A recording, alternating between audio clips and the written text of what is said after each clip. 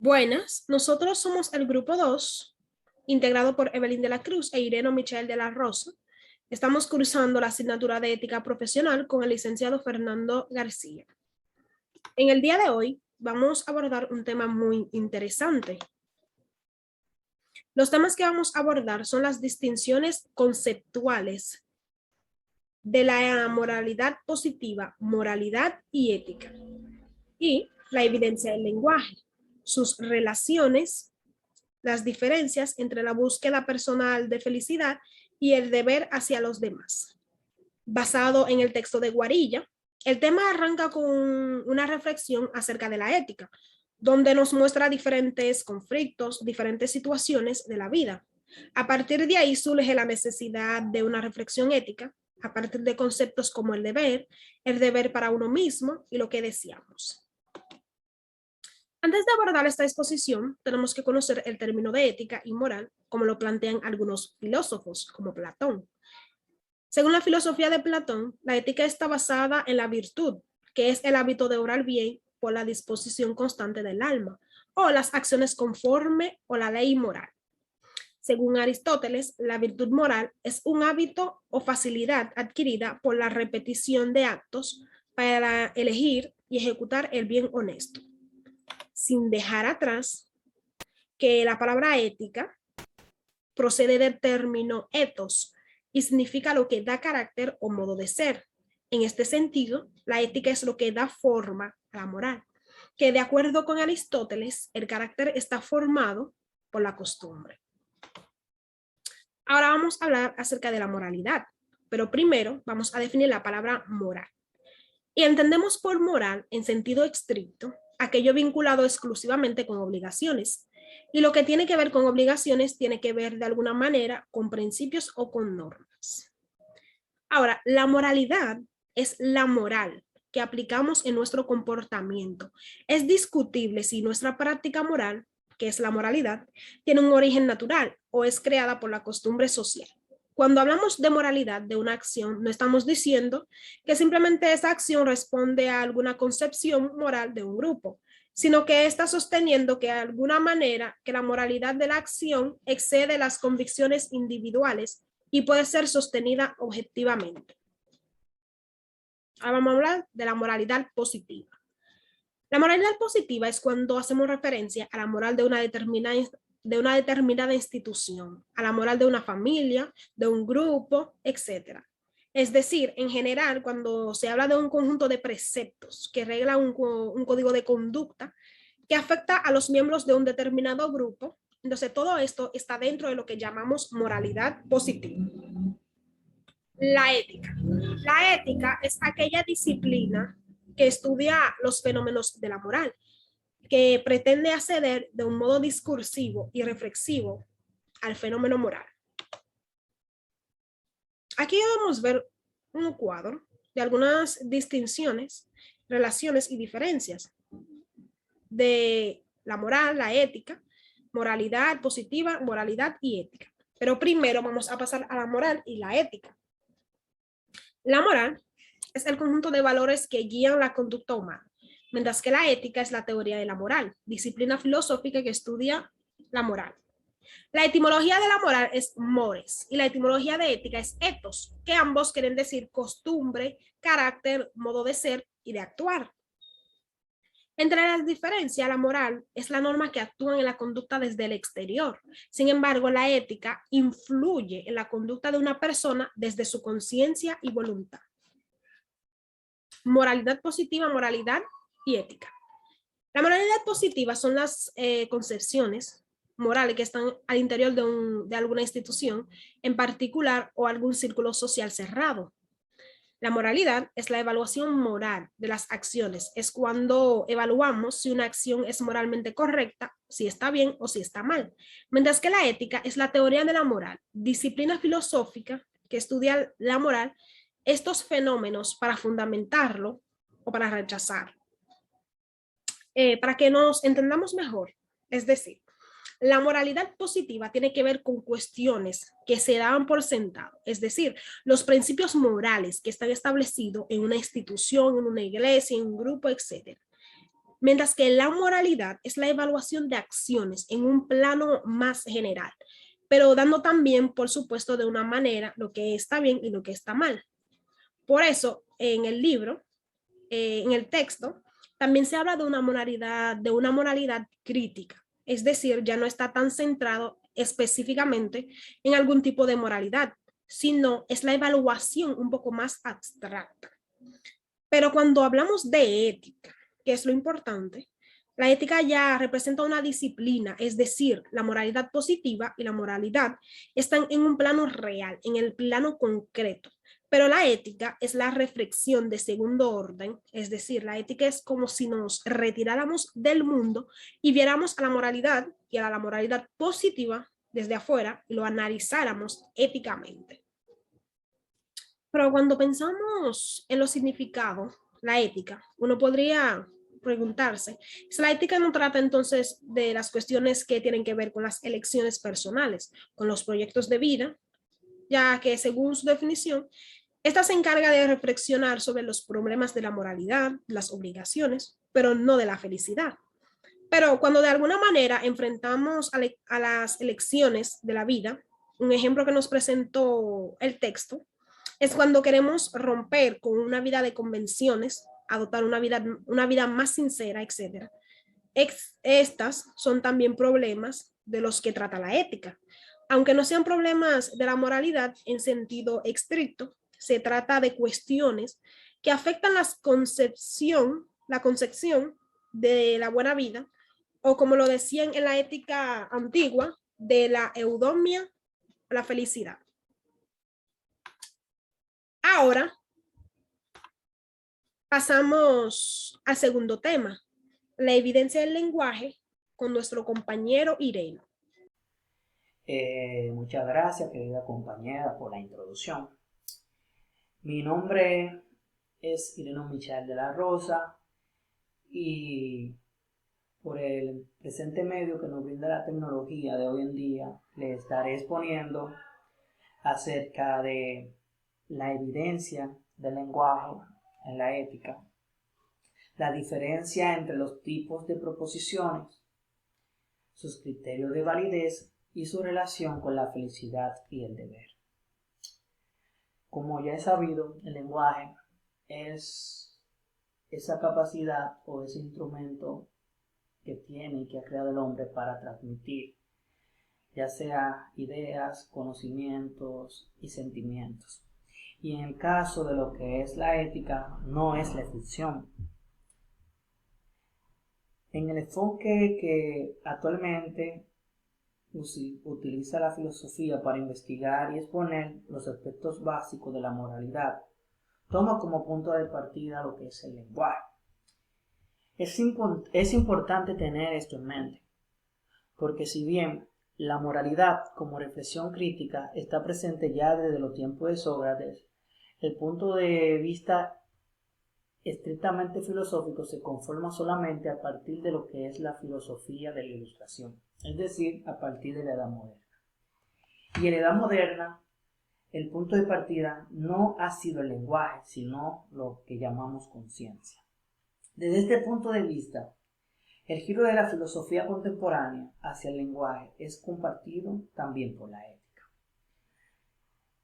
La distinción central que vamos a hacer en el lenguaje ordinario también tendrá que apelar a algún tipo de distinción de carácter semántico para poder separar los varios usos del lenguaje. Veamos entonces cuáles son esas distinciones. Para entender eso tenemos que saber primero qué son los tipos de proposiciones del lenguaje, las cuales se encuentran lo que es la descriptiva, de la proposición descriptiva, la proposición prescriptiva y la proposición evaluativa. Empecemos primero con lo que es la proposición descriptiva. Cuando alguien dice la mesa es marrón, esta es lo que llamamos proposición descriptiva. Porque está describiendo la propiedad de un objeto. Quien le emite está haciendo un juicio descriptivo en el cual, mediante el uso del verbo ser, lleva a cabo una afirmación, la que une un objeto identificable con la mesa, con una determinada propiedad que es la de ser marrón. Es posible realizar exactamente el mismo tipo de juicio utilizando un demostrativo. Por ejemplo, eso que está ahí es rojo, con la diferencia de que en este último caso, el sujeto de la proposición es una instancia singular, de lo que se afirma que posee una propiedad universal descriptiva. El lector se preguntará entonces, ¿en qué sentido hablamos aquí de propiedades descriptivas? Ya que no siempre se describe directamente la realidad. Por ejemplo, alguien puede ver desde una distancia muy lejana y decir aquello que está ahí es un fuego, aunque en realidad no esté percibiendo la llama ni el calor, pero sí manifiesta que de alguna manera le permite formular un juicio descriptivo, en general utilizando la categoría de propiedades descriptivas. Pero para aquellas que permiten de modo directo o indirecto una comprobación empírica, esto posibilita distinguir entonces los usos del lenguaje en los cuales las proposiciones que se utilizan son descriptivas, ya que éstas deberían satisfacer dos requisitos, los cuales son poseer propiedades universales y comprobables e empíricas. Cuando una proposición descriptiva describe una realidad que no existe, no deja por eso de ser una proposición descriptiva, sino que ya deja de ser una proposición verdadera y se convierte en lo que es una proposición falsa. En consecuencia, las proposiciones descriptivas tienen la propiedad de tener dos metavalores, los cuales llamamos en el lenguaje de lógica dos valores de verdad. Dichos valores de verdad son verdadero y falso. En resumen, entendemos por proposiciones descriptivas aquellas que utilizan como predicados propiedades que pueden ser empíricamente. Cuando hablamos de empíricamente, hablamos de esa percepción del mundo por medio de la experiencia, ya sea por ver o sentir algo de ese suceso, como se puede el caso de blanco, negro, caliente, pesado, entre otros, los cuales a su vez, dado que se emiten para hacer afirmaciones sobre la realidad desde el punto de vista lógico, pueden ser verdaderos o falsos. Veamos ahora cómo expresar en normas, por ejemplo, está prohibido fumar. Está el prohibido fumar es lo que llamamos una proposición prescriptiva. Y a diferencia de la proposición descriptiva, esta no describe nada, sino que prescriben una determinada acción a su contraria. Es decir, imponen que se realice y que se deje de realizar la acción que se anuncia, por lo cual se les denomina proposiciones prescriptivas.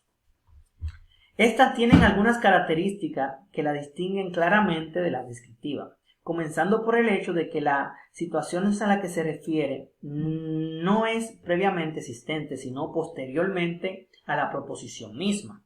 Un ejemplo para aclarar esta idea es que supongamos que en el banco hay un letrero, un cartel que dice está prohibido fumar.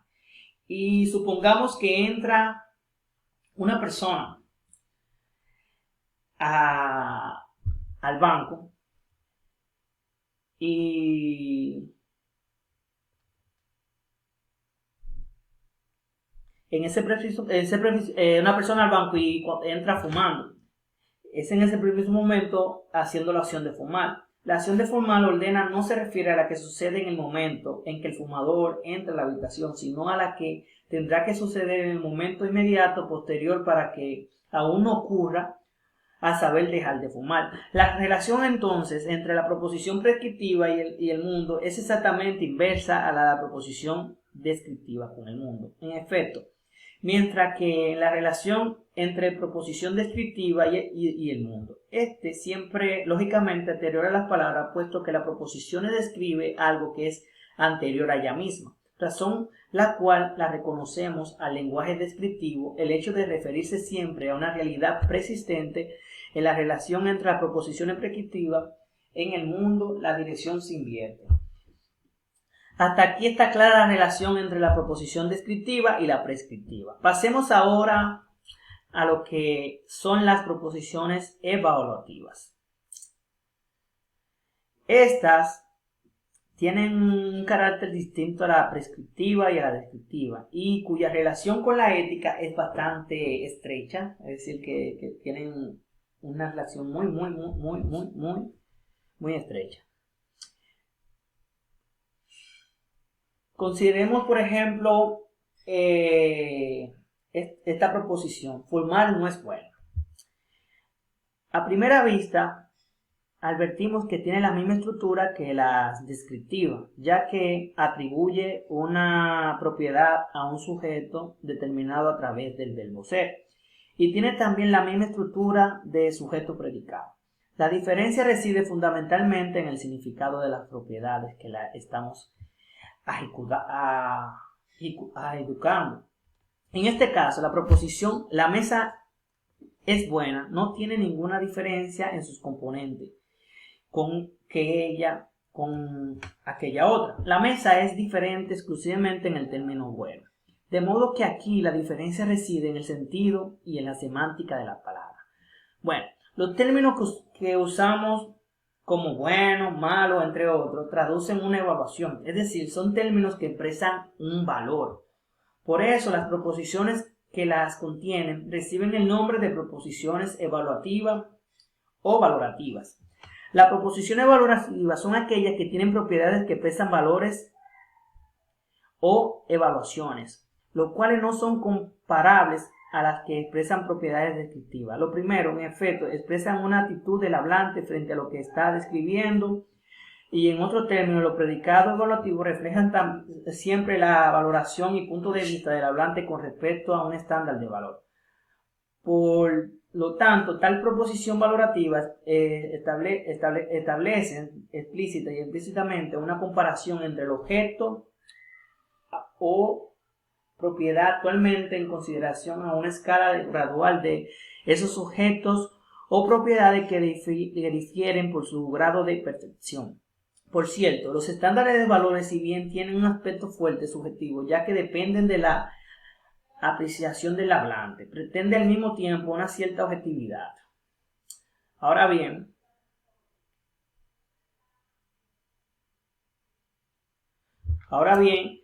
para diferenciar esos términos y esa diferencia de proposiciones, tenemos el siguiente esquema. Está los tipos de proposiciones. La mesa es marrón y los valores metalingüísticos de esta proposición descriptiva son verdaderos o falsos, ya que la proposición se ajusta al mundo. En la prescriptiva, la proposición es prohibido fumar, y los valores de metalenguaje son cierto e incierto. En esta, su antología es que el mundo se ajusta a la proposición, y está la evaluativa o valorativa con la proposición "la mesa es buena".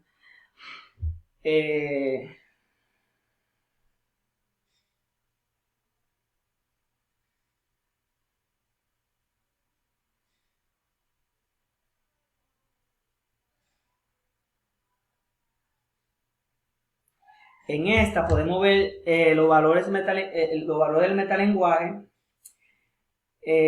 Son preferencia y rechazo. En esta, la antología, el mundo se ajusta a la proposición. Hasta aquí la exposición, espero que hayan entendido. Bye.